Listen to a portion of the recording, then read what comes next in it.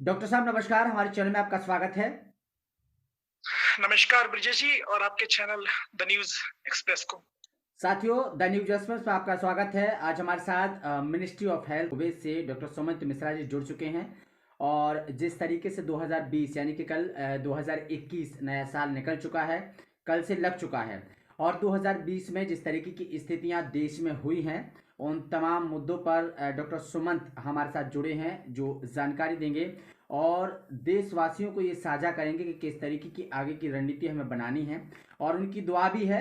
Doctor साहब ने हमें बताया भी है, चर्चा हुई थी हमारी कॉलिंग पर, हमारी दुआ है कि 2021 हुआ है आया है तो जो हमारे देश के प्रधानमंत्री यानी कि देश की सरकार जिस तरीके का ये जो वैक्सीन लाई है, इससे ये बीमारी चली जाएगी और हमारी देश की जो अर्थव्यवस्था है और देश की जो देश में जो बीमारी है वो चली जाएगी। तो डॉक्टर साहब, सबसे पहले मेरा सवाल आपसे ये रहेगा कि जिस तरीके से 2020 में कोरोना महामारी आया और लॉकडाउन हुआ, देश की अर्थव्यवस्था गिरी, इस पर थोड़ी सी ये जानकारी दीजिए कि पहला लॉकडाउन हुआ, उसके बाद 21 दिन का लॉकडाउन हुआ। ये जानकारी साझा कीजिए कि 2021 में क्या कोरोना महामारी रहेगा, क्या कोरोना महामारी एक बुखार बुखार की तरह रहेगा, वैक्सीन काम करेगी और देश की अर्थव्यवस्था जो गिर गई है, इस पर क्या आप देशवासियों को साझा करना चाहेंगे प्लीज। ब्रिजेश जी, आपके चैनल के माध्यम से मैं आपके दर्शकों का अभिनंदन करता जी। हूं और उम्मीद करता हूं, प्रार्थना करता हूं ईश्वर से कि 2021 हम सबके लिए, आप सबके लिए एक वरदान की तरह साबित हो और नई खुशियां, फ्रेश एयर, फ्रेश ब्रेथ की तरह आई है। जो पॉजिटिव अनाउंसमेंट्स हुए हैं, सीरम इंस्टीट्यूट ऑफ इंडिया जो ऑक्सफोर्ड एस्ट्राजेनिका वैक्सीन को मैन्युफैक्चर कर रही है, जी। उसके ऊपर जो बड़ा बयान आया है हमारे हेल्थ एक्सपर्ट्स के, स्पेशलिस्ट का, उन्होंने अप्रूवल दिया है और drugs controller general of India DCGI की वेट कर रहे हैं। जी। और ड्राई रन भी आज से शुरू हो गया है हमारे भारत में, तो उससे भी एक तरह से मॉक टेस्ट हो रहा है। ड्राई रन से उससे पता लगता है कि क्या खामियां हैं, क्या कमियां हैं, जिससे कि जब प्रॉपर वितरण हो सही तरह से, तो उसमें उसको दूर किया जा सके। जी। तो सही बोल रहे हैं आप। हमारे जो देशवासी हैं, भाइयों और बहनों को बहुत तकलीफ हुई 2020 में। जो 2020 का साल था वो बहुत चैलेंजिंग रहा एक माइक्रोस्कोपिक वायरस से। जी। और जैसे कि 11 मार्च 2020 में डब्ल्यूएचओ, वर्ल्ड हेल्थ ऑर्गेनाइजेशन ने इसको पैंडेमिक घोषित किया था। उसके बाद से काफी तकलीफ झेलने पड़े हमारे देशवासियों को, सिर्फ भारत में ही नहीं बल्कि पूरे वर्ल्ड में, विश्व भर में, सब हर तरह से क्षति हुई। इकोनॉमी, जॉब लॉसेस, बहुत सारे प्रॉब्लम्स हुई। कितने सारे हमारे जो भाई और बहन थे या बहुत क्लोज थे, कितनों ने अपने करीबी लोगों को खो दिया, जो जी। बहुत अफसोस की बात है। जी। जी। जी। अच्छा, देश के प्रधानमंत्री ने अपने संबोधन में ये बताया था कि मास्क हमेशा रहेगा और जब तक दवाई नहीं तब तक ढिलाई नहीं, इस तरीके का संबोधन में अपना प्रधानमंत्री जी ने बोला था। और वैक्सीन आ चुकी है और वैक्सीन की तैयारी लोगों में बंटने की तैयारी चल रही है। थोड़ा सा ये जानकारी देंगे कि किस तरीके से ये बटेगी, क्योंकि पिछली बार आप जो ने बताया था थोड़ा नेटवर्क की वजह से इशू हो गया था, तो मैं चाहता हूँ कि एक बार और वैक्सीन की वितरण की थोड़ी जानकारी आप लोगों के बीच में साझा करें। जी, हमारे माननीय प्रधानमंत्री जी ने पहले, जैसे कि एक बड़े अच्छे स्टेट्समैन, लीडर की तरह, प्रॉपर टाइम पे लॉकडाउन लगाया, रिलीफ पैकेजेस दिए। प्रधानमंत्री गरीब कल्याण योजना, जी। प्रधानमंत्री गरीब कल्याण अन्न योजना, बेनिफिट्स दिए, स्टिमुलस पैकेजेस दिए। हेल्थ सेक्टर को 50 लाख रुपीस का इंश्योरेंस दिया। ऑर्गेनाइज सेक्टर, एमएसएमईज को सपोर्ट करने के लिए इमिग्रेशन में, एयर ट्रांसपोर्ट्स में एयर बबल्स बनाए। और कोविड पीरियड से पहले एक लैब था, अभी आज 2000 से ज्यादा लैब हो चुके हैं। माननीय प्रधानमंत्री जी खुद भारत बायोटेक हैदराबाद में उन्होंने विजिट किया, साइंटिस्ट और रिसर्चर्स से बात किया कि क्या अपडेट है। जो भारत बायोटेक कोवैक्सीन के नाम से बना रही है वैक्सीन, और सीरम इंस्टीट्यूट ऑफ इंडिया जो वर्ल्ड का one of the largest manufacturers of vaccine है, वहां पे पुणे में गए, वहां पे पर्सनली उन्होंने इंस्पेक्ट किया क्या है स्टेटस है। जाइडस कैडिला अहमदाबाद में, वहां पे गए, जैकॉफ डी जो बन रहा है, वहां पे जाके उन्होंने निरीक्षण किया।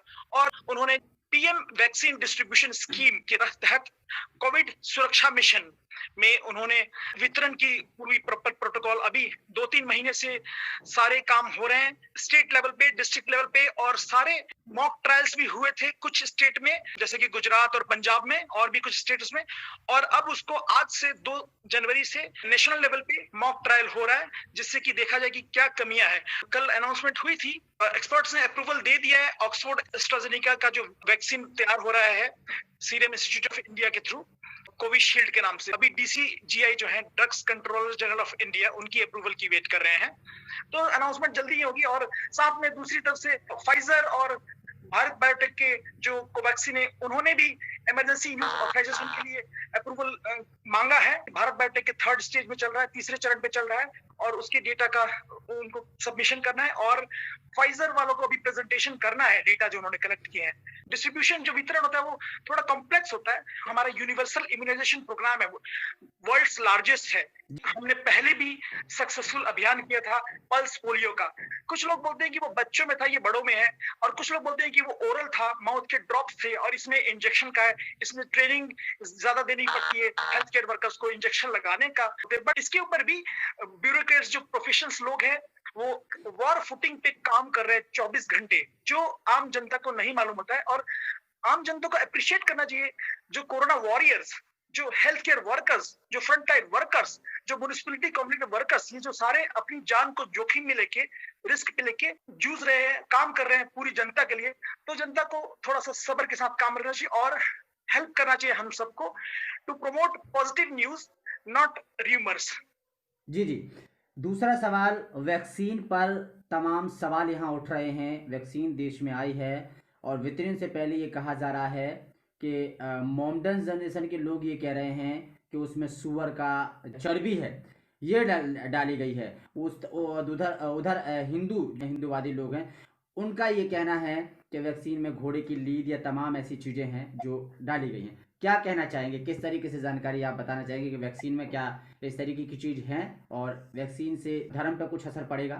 देखिए, पहली बात, घोड़े की लीद या घोड़े का खून या गाय की या सुअर की चर्बी, ऐसा कुछ के अंदर इंग्रेडिएंट्स नहीं है। फाइजर ने भी और मॉडर्ना ने भी ये क्लेरिफाई किया है, और कुछ लोगों ने, कुछ ऑर्गेनाइजेशन ने WHO को भी लेटर लिख के उनके इंग्रेडिएंट्स को मांगा। ठीक है, उनका राइट है, बट कभी कभी अगर ज्यादा इसको तूल दें, ज्यादा इसको हवा देना, तो ये रिमर्स ज्यादा स्प्रेड करते हैं जिसका कोई हेड एंड टेल नहीं होता है। और ये पल्स पोलियो के अभियान में भी आया था, लेकिन उनको समझना चाहिए कि ये सारे प्रोफेशनल और साइंटिस्ट लोग कर रहे हैं वॉर फुटिंग पे 24/7 लग के। कि हमारा रोल है, आपका रोल है, आप मीडिया पर्सनल हैं, 4th पिलर ऑफ डेमोक्रेसी हैं, सेंसेशनल न्यूज नहीं फैला रहे हैं, आप सेंसिबल कर रहे हैं। और हम लोग भी as a corona warrior, as a health professional, हमें भी उनको गाइड करना चाहिए। उनको मालूम नहीं है तो हम उनको एक्सक्यूज दे रहे हैं, लेकिन हम ये भी देखेंगे कि कुछ लोग प्रोपेगेंडा ना फैलाएं या र्यूमर्स करके लोगों में दहशत फैलाने की कोशिश ना करें। फाइजर ने स्पेसिफिकली बोला है उसके किसी भी रिलीजियस सेंटिमेंट्स को हर्ट नहीं कर रहा है, और सॉल्ट्स हैं, बफरिंग एजेंट्स हैं, सुक्रोस है शुगर के फॉर्म में। कुवैत के प्रधानमंत्री शेख सबा अल खालिद अल हमद अल सबा, इन्होंने भी वैक्सीनेशन लगवाया 24 दिसंबर को, और पूरा प्रिंट मीडिया में आया। सऊदी अरेबिया के क्राउन प्रिंस हैं हिज हाइनेस मोहम्मद बिन सलमान, उन्होंने भी लगाया, और उन्होंने एक तरह से रोल मॉडल बन के दुनिया को दिखाने की कोशिश की है कि ये सेफ है। हमारे जो प्राइम मिनिस्टर ने कुवैत की अनाउंस किया कि फाइजर यहाँ पे स्टार्ट हुआ है, तो Pfizer is safe for immunization, ये सेफ है वैक्सीनेशन के लिए, तो गो फॉर इट, और प्रमोट कर रहे हैं।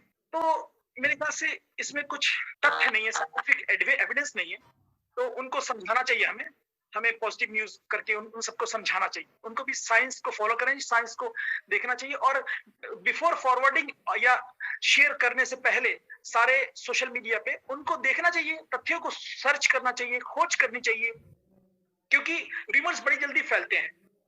जी जी जी। नया साल 1 तारीख कल निकल चुकी है, क्या संदेश देशवासियों को, पूरी जनता को रहेगा आपकी तरफ से? प्रधानमंत्री और केंद्र सरकार ने जो काम किए हैं, राज्य सरकारों ने जो काम किए हैं, उनके लिए आपकी तरफ से क्या संदेश रहेगा, बताइए प्लीज। मैं अपने प्यारे देशवासी को यही बोलूंगा कि स्टिक विद साइंस, साइंस को स्टिक करें, फॉलो करें, लोकल और इंटरनेशनल अथॉरिटीज को रिस्पेक्ट दें, फॉलो करें, वेबसाइट्स इंफॉर्मेशंस जो हो ऑथेंटिक वही लें। हमारे कुवैत में भी शुरू में रीमर्स फैले थे, लेकिन यहाँ के मिनिस्ट्री ने, यहाँ के हेल्थ मिनिस्ट्री ने, यहाँ के गवर्नमेंट ने बहुत सख्ती से भी और प्लस इंफॉर्मेशन मीडिया के थ्रू भी बार बार नोटिस दिए कि रीमर्स से बचें, अफवाह से बचें। और सरकार को मैं यही बोलूंगा कि सरकार बहुत अच्छा काम कर रही है। सब इंटरनेशनल लेवल सारे अप्रिशिएट कर रहे हैं हमारी भारत सरकार को, और उनका जो रोल है, जैसे कि अयम निजः परो वेत्ति गणना लघु चेतसाम उदार चरितानाम वसुधैव कुटुंबकम वसुधा एव कुटुंबकम। The whole world is like a family. पूरी वसुधा, पूरी धरातल, पूरी दुनिया फैमिली के समान वो लेके चल रहे हैं हमारे माननीय प्रधानमंत्री जी, जो करंट हमारी सरकार है।